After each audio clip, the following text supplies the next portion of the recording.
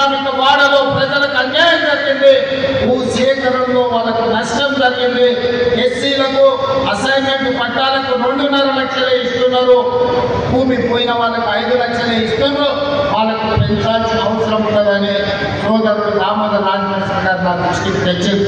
ఎంబడి మా అధికారులను పిలిపించి మీరు అక్కడికి వెళ్ళి పరిశీలించి ఆ ప్రాంత రైతులతో మాట్లాడండి, వాళ్ళకు న్యాయం జరగాలి అని నష్ట పరిహారాన్ని పెంచి ఇవ్వడమే కాదు వాళ్ళని అందరినీ పిలిచి మాట్లాడి ఈరోజు భూసేకరణ కార్యక్రమాన్ని వేగంగా ముందుకు తీసుకెళ్లి ఈ ప్రాంతంలో ఇండస్ట్రీస్ పార్క్ తీసుకొచ్చి ముఖ్యంగా ఆటోమొబైల్ ఇండస్ట్రీ తేవాలని ఇవాళ హుండై కార్ల పరిశ్రమకు జైరాబాద్ నిమ్స్లో స్థలాన్ని కేటాయించి 450 ఎకరాలు సుగంధతోనే హుండై కార్ల ఉత్పత్తి సంస్థ ఇక్కడ వాళ్ళ కార్యక్రమాలను ప్రారంభించబోతుందని తెలియజేయడానికి నేను సంతోషపడుతున్నాను.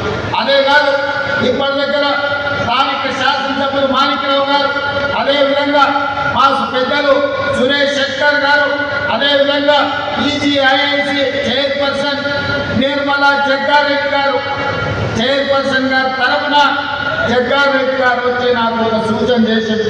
నేను ఈ జిల్లా నుంచి ప్రాతినిధ్యం వహిస్తున్నా, భూములు పోయిన వాళ్లకు మీరు ఇందిరమ్మ ఇల్లు ఇస్తే ఇందిరమ్మ పేరు శాశ్వతంగా గుర్తు పెట్టుకుంటారు, మీరు ప్రకటన చేయాల్సిందే అని జగ్గారెడ్డి గారు వచ్చి నా పక్కన కూర్చొని పంచాయతీ పెట్టింది.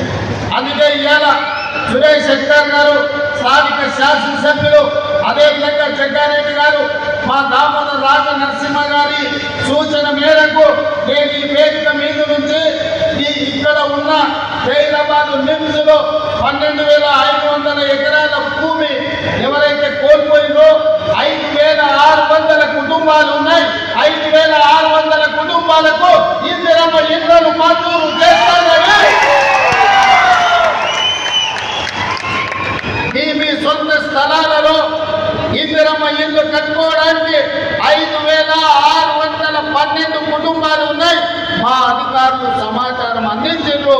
ఇంకో 100 ఎక్కువైనా కూడా పర్వాలేదు, భూమి కోల్పోయిన ప్రతి కుటుంబానికి ఇందిరమ్మ ఇల్లు మంజూరు చేస్తామని ఈ వేదిక మీద నుంచి ఆ రైతులకు ఈ సంతోషకరమైన వార్తను చేరవేయాల్సిందిగా ఇక్కడికి వచ్చిన మిత్రులందరికీ తెలియజేస్తున్నాం. ఎందుకంటే భూమి పోయిన వాళ్ళందరూ కూడా ఈ సభకు రాకపోయి ఉండొచ్చు. అందుకే స్థానిక పార్లమెంట్ సభ్యులు, స్థానిక శాసనసభ్యులు, అదేవిధంగా మా జగ్గారెడ్డి గారికి ప్రత్యేకమైన బాధ్యత ఇస్తున్న ఈ 5,612 కుటుంబాలను అందరినీ పిలిచి జగ్గారెడ్డి గారు మంచి భోజనం పెట్టి వాళ్ళ ఇళ్ల పట్టాలు ఇప్పించే బాధ్యత మా జగ్గారెడ్డి గారి మీదనే పెడుతున్నా. వారు వచ్చి ప్రత్యేకంగా ఇక్కడ ఒక ఫంక్షన్ హాల్ తీసుకొని ఆ కుటుంబ సభ్యులందరూ కూడా పిలిచి వాళ్ళకి మంచి భోజనం పెట్టి వాళ్ళందరూ కూడా ఇందిరమ్మ ఇళ్ల పట్టాలు ఇచ్చే విధంగా కార్యక్రమాన్ని చేపట్టవలసిందిగా వారికి సూచన చేస్తున్నా. అదేవిధంగా కలెక్టర్ గారికి ఇతర ఉన్నతాధికారులందరికీ కూడా ఆదేశాలు ఇస్తున్నా. భూమి కోల్పోయిన వాళ్ళందరికీ కూడా ఇందిరమ్మ ఇల్లు మంజూరు చేయడానికి అవసరమైన కార్యాచరణను మొత్తం సిద్ధం చేయండి అని చెప్పి నేను ఈ సందర్భంగా వారికి ఆదేశాలు ఇస్తున్నాను. అదేవిధంగా జహీరాబాద్ మున్సిపాలిటీకి సంబంధించి జహీరాబాద్లో జరగాల్సిన అభివృద్ధి కార్యక్రమాల గురించి సురేష్ శెట్కర్ గారు చెప్పారు, దామోదర్ రాజనరసింహ గారు చెప్పారు, అదేవిధంగా శాసనసభ్యులు చెప్పారు. తప్పకుండా దానికి సంబంధించి ఒక ప్రత్యేకమైన సమీక్ష చేసి ఏమేమి ఇవ్వగలుగుతామో మున్సిపాలిటీలో, అదే డ్రైనేజ్ వ్యవస్థ కావచ్చు, సీసీ రోడ్డు కావచ్చు, తాగునీటి సమస్య కావచ్చు, ఏమి నిధులు అవసరమవుతాయో అధికారులందరినీ కూడా పిలిచి సమీక్ష చేసి జహీరాబాద్ నియోజకవర్గానికి అవసరమైన నిధులను మంజూరు చేయడానికి నాకు ఎలాంటి అభ్యంతరం లేదు. ఎన్నికలు వచ్చినప్పుడే రాజకీయాలు, ఎన్నికల తర్వాత అందరినీ కలుపుకొని అభివృద్ధి చేయడమే నా బాధ్యత. తప్పకుండా జహీరాబాద్ నియోజకవర్గ అభివృద్ధిని నేను మీకు మంజూరు చేస్తా. మాజీ మంత్రివర్యులు చంద్రశేఖర్ గారు కూడా 4-5 సార్లు నా దగ్గరకు వచ్చి అడిగారు, అన్నా గెలిచినా ఓడినా నాకు బాధ లేదు, ఓడిన బాధ ఉన్నా ఓట్లేసిన ప్రజలకు నేను అభివృద్ధి చేయాల్సిన అవసరం ఉంది, హైదరాబాద్ మీరు నిధులు ఇవ్వండి అని వారు చాలాసార్లు నాకు విజ్ఞప్తి చేసిండ్రు. తప్పకుండా నిధులు మంజూరు చేస్తానని చెప్పి ఈ వేదిక మీద వచ్చి వారికి నేను విజ్ఞప్తి చేస్తున్నాను. అదేవిధంగా నారాయణఖేడ్కి సంబంధించి మిత్రుడు డాక్టర్ సంజీవ్ రెడ్డి గారు పెద్ద చర్చ తీసుకొచ్చింది. వాస్తవంగా వారు మాట్లాడాల్సిన అవసరం ఉండే ఈ వేదిక మీద, కానీ నాకు రేపు ప్రధానమంత్రి గారితో నీతి ఆయోగ్ సమావేశం ఉన్నది, విమానాలు కొన్ని రద్దవుతున్నాయి, నేను తొందరగా ఢిల్లీ చేరుకునేది ఉన్నది కాబట్టి వారికి మాట్లాడే అవకాశం రాలేదు. కానీ వారి విజ్ఞప్తి చేసిన టూరిజం, ఎకో టూరిజం సంబంధించి కానీ, అదేవిధంగా బసవేశ్వర సంగమేశ్వర సాగునీటి ప్రాజెక్టు విషయంలో కానీ, అదేవిధంగా వారు 150 ఎకరాల భూమిని కేటాయించడం, ఏదైనా ఇండస్ట్రీస్ మా నియోజకవర్గానికి తీసుకురావాలి అని వారు అడగడం జరిగింది. ఇదే కాకుండా చెక్ డ్యామ్ గురించి కూడా వారు నా దృష్టికి తీసుకొచ్చారు. తప్పకుండా నారాయణఖేడ్ శాసనసభ నియోజకవర్గానికి ఒక పక్కన సురేష్ శంకర్ గారు, ఇంకొక పక్కన డాక్టర్ సంజీవ రెడ్డి గారు రెండు కళ్ళలాగా అభివృద్ధిని చెయ్యాలనుకుంటున్నారు. వాళ్ళిద్దరూ నాకు అత్యంత ఆప్తులు. తప్పకుండా నారాయణఖేడ్ అభివృద్ధి కోసం ప్రత్యేకంగా ఒక సమీక్ష తీసుకొని సంజీవ రెడ్డి గారు నాకు దృష్టికి తీసుకొచ్చిన నిధులను మంజూరు చేయడానికి, అనుమతులు ఇవ్వడానికి కూడా సంపూర్ణంగా ప్రయత్నం చేస్తానని చెప్పి నేను వారికి విజ్ఞప్తి చేస్తున్నాను. అదేవిధంగా దామోదర రాజనరసింహ గారు నా దృష్టికి తెచ్చిన 2 నేషనల్ హైవేలని, అండర్ పాస్ల గురించి 2 నేషనల్ హైవేల మీద యాక్సిడెంట్ అవ్వడం, లేకపోతే ప్రజలు చచ్చిపోవడం కూడా వారి దృష్టికి తీసుకొచ్చారు. తప్పకుండా ఈ నేషనల్ హైవేస్లో ఉండే అండర్ పాస్ల విషయంలో కేంద్ర ప్రభుత్వంతో మాట్లాడి నిధులు తీసుకొచ్చి తప్పకుండా ఈ ప్రాంత అభివృద్ధి కోసం నా వంతు సహకారాన్ని మీకు అందిస్తానని చెప్పి నేను విజ్ఞప్తి చేస్తున్నాను. అదేవిధంగా లక్ష్మీకాంతరావు గారి వేదిక మీద ఉన్నారు, మదన్ మోహన్ రావు గారు ఉన్నారు, అంజిరెడ్డి గారు కూడా కొన్ని విషయాలను నాకు రిప్రజెంట్ చేసి ఎమ్మెల్సీ గారు వారు నూతనంగా ఎన్నికైన వారు కూడా ప్రజలకు చెయ్యాలన్న తాపత్రయం, చాలా సంవత్సరాలు వారు ప్రజా జీవితంలో ఉన్నారు. వారికి ఇప్పుడు శాసన మండలి సభ్యుడికి అవకాశం వచ్చింది. తన వంతు అభివృద్ధి కార్యక్రమాలలో భాగస్వామి కావాలి అని వారు విజ్ఞప్తులు ఇచ్చారు.